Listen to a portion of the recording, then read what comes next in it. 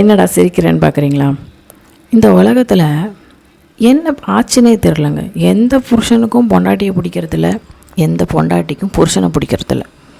எதிர் வீட்டு புருஷன், பக்கத்து வீட்டு பொண்டாட்டி, தெரிஞ்சவன் புருஷன், தெரியாதவன் பொண்டாட்டி, இப்படின்னு அடுத்தவங்க மேலே இருக்கிற ஈர்ப்பு ரொம்ப அளவுக்கு மீறி போயிட்டுருக்கு. ஏன் அப்படி? அஃபேர்ஸ் அஃபேர்ஸ் அஃபேர்ஸ் அளவுக்கு மீறி இப்போ ரொம்ப அளவுக்கு மீறி இருக்குல்ல. ஏன் அதே லவ்வை உங்கள் ஹஸ்பண்டோ ஒய்ஃபோ உங்களுக்கு கொடுக்க மாட்டாங்களா? உங்களை கேர் பண்ணிக்க மாட்டாங்களா? எனக்கு புரியவே இல்லை. ஏன் அடுத்தவன் பொண்டாட்டி எப்படி பார்த்தாலும் அது ஒரு எச்சு தானே.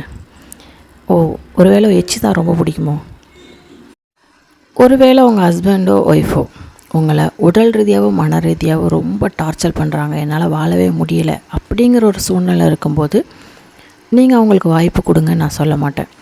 ஏன்னா அதை உண்மையிலுமே எந்த மனுஷங்களாலையும் ஹேண்டில் பண்ண முடியாது. ஸோ நீங்கள் அவளை விட்டு விலகி போகலாம், அடுத்தடுத்து ஒரு லைஃப் தேடிக்கலாம், அது தப்பில்லை.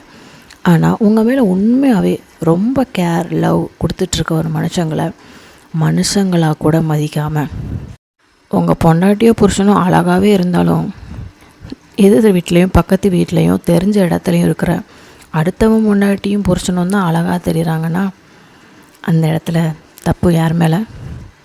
இதே மாதிரி நீங்கள் தப்பு பண்ணுறீங்க, உங்களோட ஒய்ஃபோ இல்லை ஹஸ்பண்டோ இன்னொரு பொண்ணு மேலேயோ பையன் மேலேயோ அஃபேர் ஆனாங்கன்னா யோசிச்சு பாருங்கள் உங்கள் நிலைமை என்னென்னு. ஒன்றுமே இல்லைங்க. ஒரு பொண்ணு எக்ஸாம்பிள் எடுத்துக்கலாம். ஒரு பொண்ணு தன் ஹஸ்பண்ட் நான் தப்பு பண்ணுறான் அப்படிங்கிற ஒரே காரணத்துக்காக அவளும் நம்ம தப்பு பண்ணி அவனை பழி வாங்கணும்னு முடிவெடுத்தானா இந்த நாட்டோட நிலைமை என்ன ஆகுன்னு வச்சிங்களா? நாடை விடுங்க, இந்த வீட்டோட நிலைமை என்ன ஆகுன்னு யோசிச்சிங்களா? என்னென்னா தப்பு பண்ணுற எல்லாருக்குமே ஒரு பெயின் குறிக்கோள் என்னென்னு தெரியுமா?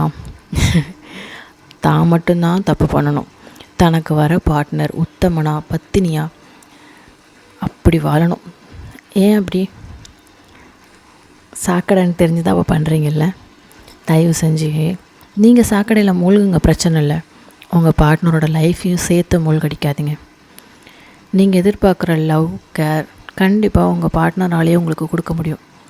நீங்கள் எவ்வளோ பெரிய அஃபேர் வச்சுருந்தாலும் ஒரு நாள் மாட்டிக்கும் போது இந்த உலகத்துக்கு முன்னாடி நீங்கள் சாக்கடையாக அசிங்கமாக தான் தெரியுவீங்க. அப்படி ஒரு லைஃப் தான் உங்களுக்கு தேவையா? அந்த அசிங்கம் வேண்டாமே. ஒரு நிமிஷம் வேண்டாம்னு தூக்கி போட ஒரே நிமிஷம் தான் வேணும், தூக்கி போட்டுருங்க. அதே லவ் அண்ட் கேரை உங்கள் மேலே லவ் அண்ட் கேர் பண்ணுற உங்கள் ஹஸ்பண்ட் மேலேயோ ஒய்ஃப் மேலேயோ கொடுத்து பாருங்கள். உங்கள் லைஃப் ரொம்ப பெரிய மாற்றத்தை கொடுக்கும், ரொம்ப பெரிய சந்தோஷத்தை கொடுக்கும். யாரை பார்த்தும் பயப்பட தேவையில்லை. என் ஒய்ஃப்னு கம்பீரமாக கட்டி பிடிக்கலாம், என் புருஷன் கம்பீரமாக முத்தம் கொடுக்கலாம். எவன் என்ன கேட்டாலும் என் புருஷன்டா, என் பொண்டாட்டிடான்னு தைரியமாக கெத்தாக சொல்ல முடியும். இதே விஷயத்த உங்கள் அஃபேர் கூட பண்ணும்போது உங்களால் கத்தாக சொல்ல முடியுமா? வெளியே அட்லீஸ்ட் உங்களால் சுதந்திரமாக ஃப்ரீயாக சுற்ற முடியுதா? ஏன் எதுக்கு இந்த லவ் அஃபேரு? தூக்கி குப்பையில் போட்டுட்டு உங்களுக்காக உங்கள் வீட்டில் ஒரு பொக்கிஷம் காத்துட்ருக்குல்ல, அதுக்கான வேல்யூ என்னவோ அதை போய் கொடுங்க. இது உங்கள் லைஃப்பை மட்டும் இல்லை, சந்தோஷத்தை முழுசாக என்னென்னு உங்களுக்கு கண்ணு முன்னாடி காட்டும். ட்ரை பண்ணி பாருங்கள்.